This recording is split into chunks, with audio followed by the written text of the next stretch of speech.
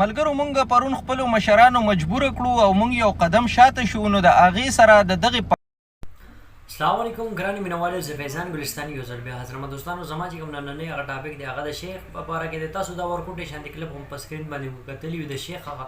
نو شیخ وایي پرون چې دی نو زموږ مشران راغلي وو، هغې مجبوره کړو. نو هغې دا خبره وکړه تاسو چې دی نو بس دې خلکو نه کلار شئ.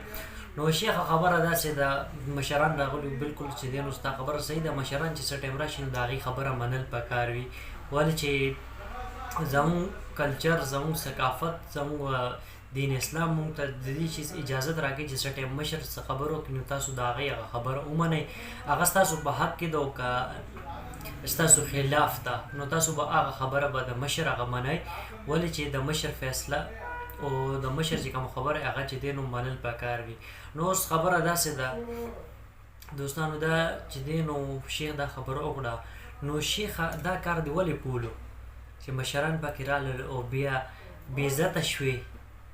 اوس ته دا خبره کوي چې زموږ مشران راغلو، هغې چې دی نو دا خبره وکړه بس ته ترې نه کلار شه او سیټ ته شه، نو هغې به خامخا راځي، ولې چې هلته کې د هغې د عزت خبره راغله د مشرانو هغه.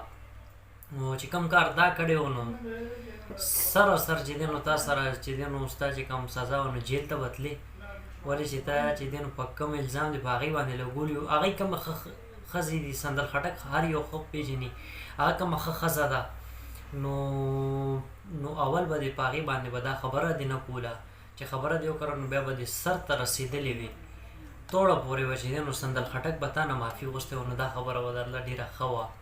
نو اوس ته راځې داسې خبرې کوي نو بیا په سوشل میډیا باندې مه راځه که نه، چې داسې خبرې دي دا کارونه دي بیا په سوشل میډیا باندې بیخي مه راځه. دلته کې به هر یو کار کېږي.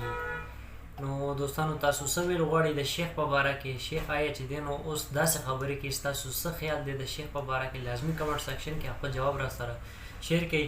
او که ویډیو کې ما نه څه غلطي شوي نو زه بخښنه غواړم. انشاءالله ډېر زه تاسو سره به یو نوي ویډیو کې به ملاقات کېږي. د خپل ځان ډېر ډېر خیال ساتئ. د لوی الله په امان.